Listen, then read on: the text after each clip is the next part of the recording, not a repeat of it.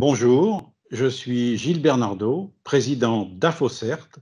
et j'ai le plaisir de vous convier à visionner les temps forts du webinaire que l'Association des 20 organismes français de certification des produits, services et ouvrages de construction vous a proposé le 25 novembre dernier. Sur le thème Construction et investissement durable, résidentiel, tertiaire, aménagement, l'intérêt de la certification, 5 professionnels convaincus de la valeur ajoutée de la certification volontaire vous partagent leur expérience. Je vous souhaite un moment enrichissant et je vous donne rendez-vous sur votre site afocert.fr pour en savoir plus. Bon visionnage, merci. Bonjour à tous, bonjour à toutes. Je remercie AFOCERT pour cette invitation et pour me donner la possibilité de venir présenter les actions, la vision de la DAE en matière d'achat responsable plus précisément. Juste peut-être quelques propos liminaires pour vous dire que mon intervention ne sera pas ciblée spécifiquement sur le secteur du bâtiment, mais bien sur l'approche de la performance environnementale que l'on peut porter au titre des marchés publics et notamment vous présenter ou vous rappeler,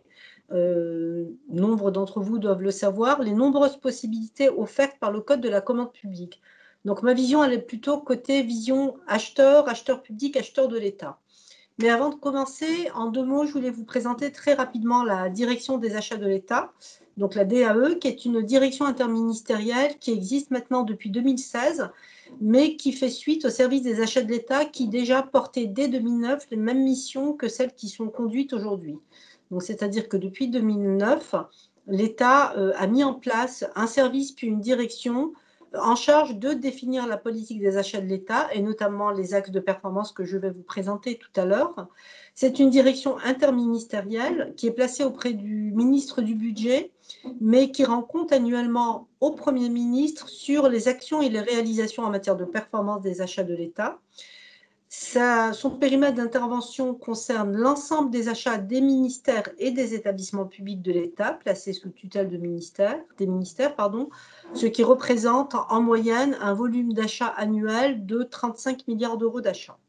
Quand on parle de politique des achats de l'État, alors d'abord, il s'agit pour la DAE, qui est une toute petite direction de 80 agents, ramenée à l'ensemble des agents de l'administration de l'État, il s'agit de porter des stratégies d'achat et des marchés interministériels de dimension nationale pour lesquels il convient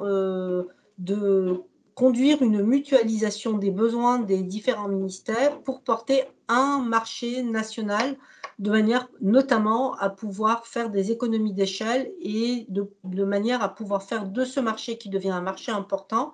un levier en faveur des politiques publiques.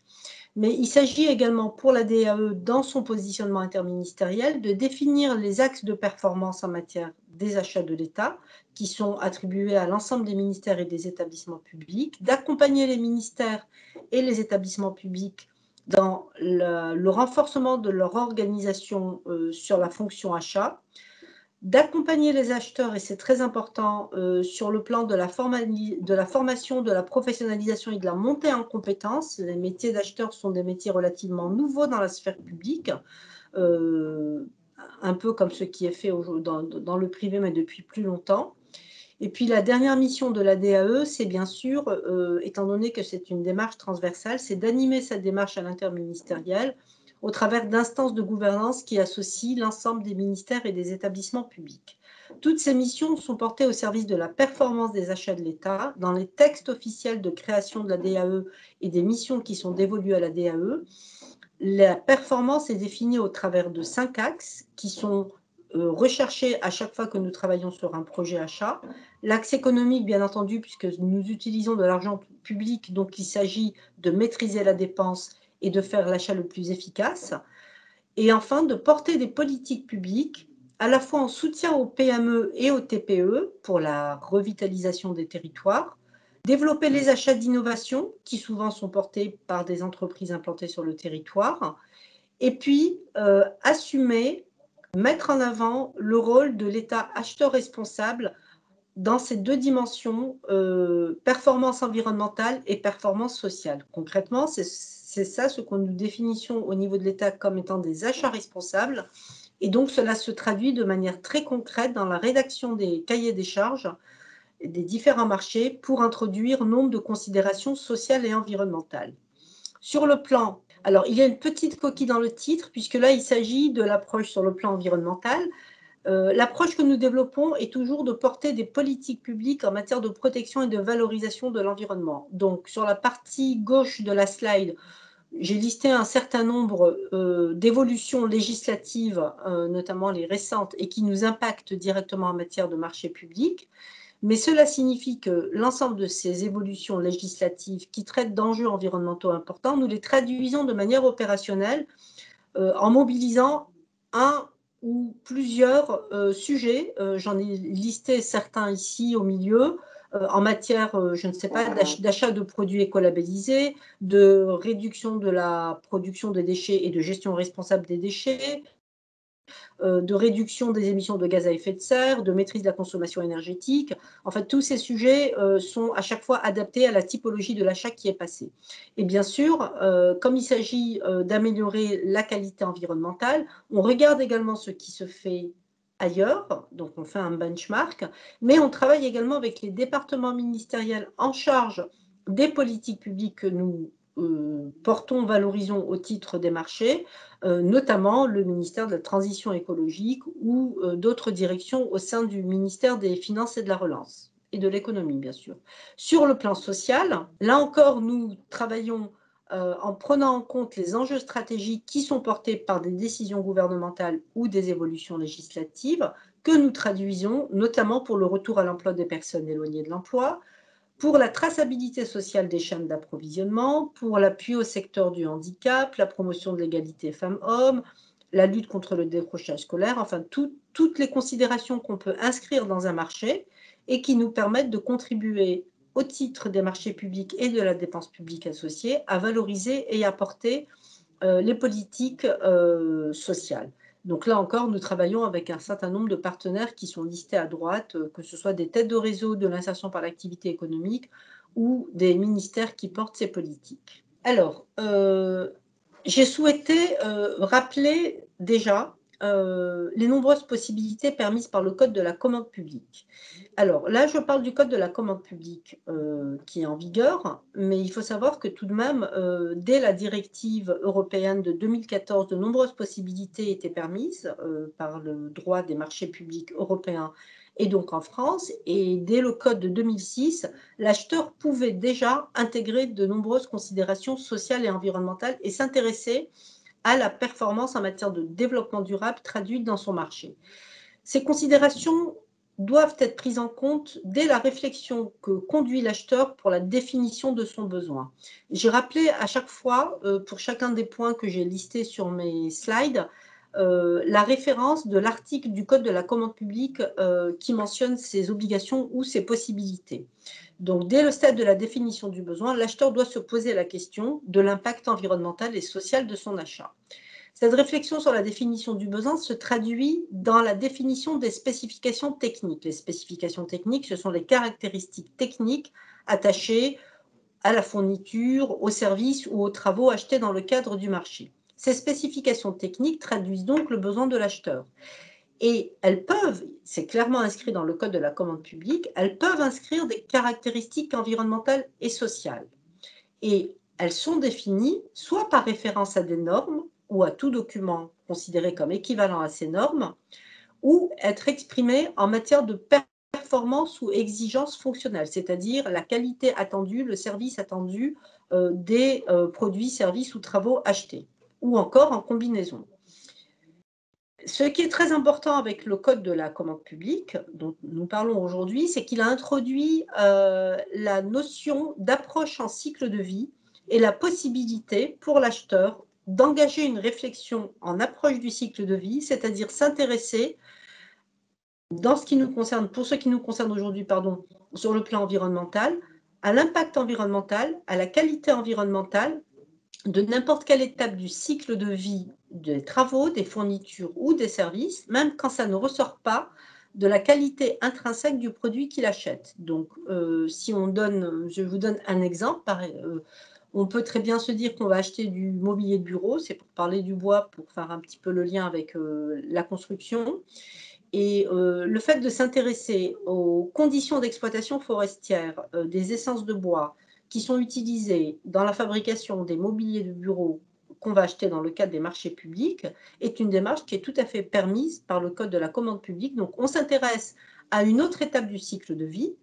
On l'exige ou on en fait un critère d'attribution, on verra tout à l'heure, dans le cadre des marchés publics, pour acheter des produits dont on a la garantie qu'il n'a pas participé à de la déforestation importée, par exemple. Donc ça, c'est vraiment la possibilité offerte par l'approche en cycle de vie. Les spécifications techniques, toutefois, donc les caractéristiques qu'on exige dans le cadre du marché, ne peuvent pas faire mention d'un mode ou d'un procédé de fabrication particulier. Alors là, j'ai repris exactement la rédaction parce que c'est très important. Donc, ça ne peut pas faire référence à un mode ou un procédé de fabrication particulier ou à une origine déterminée.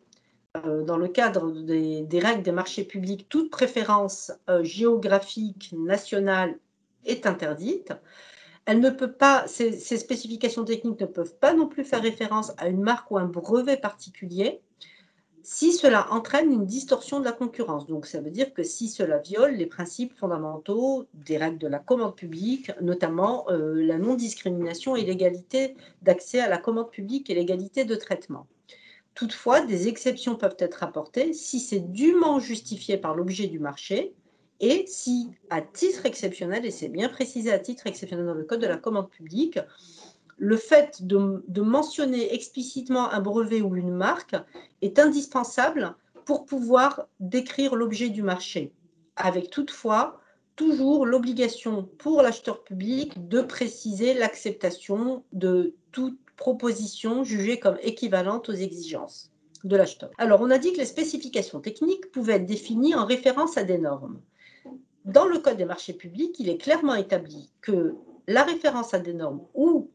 des normes équivalentes à celles exigées doivent être par ordre de préférence des normes nationales en transposition des normes européennes,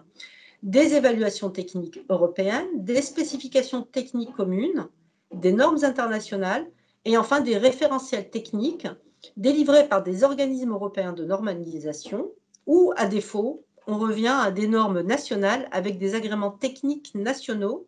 ou des spécifications techniques nationales. Mais là, il y a tout de même, on voit bien une hiérarchisation dans le niveau de robustesse, on va dire, des typologies de normes ou documents équivalents qui peuvent être exigés et qui sont permis au travers du Code de la commande publique. Ces normes ou équivalents à ces normes, toutefois, ne peuvent pas être discriminatoires. C'est-à-dire qu'un acheteur ne peut pas exiger une norme et refuser tout moyen de preuve équivalent que pourrait fournir un soumissionnaire au marché public. C'est-à-dire que les entreprises ont toute latitude, admettons que nous, on exige une norme NFX, je ne sais quelle norme, une entreprise a toute latitude de présenter une offre avec des éléments de preuve qui mettent en avant que les moyens qu'elle fournit correspondent à un niveau d'équivalence suffisant aux exigences de la norme qui était demandée par l'acheteur. Donc là, c'est pour ne pas entraîner de rupture d'égalité de traitement entre les différents candidats, donc les entreprises, et permettre à l'ensemble des soumissionnaires, quel que soit leur niveau, de pouvoir répondre au marché public à la condition qu'ils puissent apporter la preuve que l'offre qu'ils font répond aux exigences de qualité environnementale, technique ou autre du marché. Et enfin, quand l'acheteur exprime ses spécifications techniques en exigence de performance ou en exigence fonctionnelle, pour répondre à ce besoin-là, le soumissionnaire peut proposer une norme dont les caractéristiques permettent d'apporter la preuve qu'il répond aux exigences et aux performances fonctionnelles. Alors, le Code de la commande publique, donc on a vu qu'au titre des spécifications techniques, donc c'est dans le cahier technique qu'on rédige ces spécifications techniques, peut prendre en compte les caractéristiques environnementales. Mais les conditions d'exécution, c'est-à-dire les modalités pratiques d'exécution du marché une fois qu'il est notifié, ces conditions d'exécution peuvent également prendre en compte des caractéristiques environnementales et sociales. Les conditions tout de même, c'est que ces caractéristiques, inscrites au titre des conditions d'exécution, doivent avoir un lien avec l'objet du marché. Je donne un exemple très simple. Un marché quelconque de fourniture de mobilier de bureau, par exemple, on peut très bien exiger que pour exécuter le marché,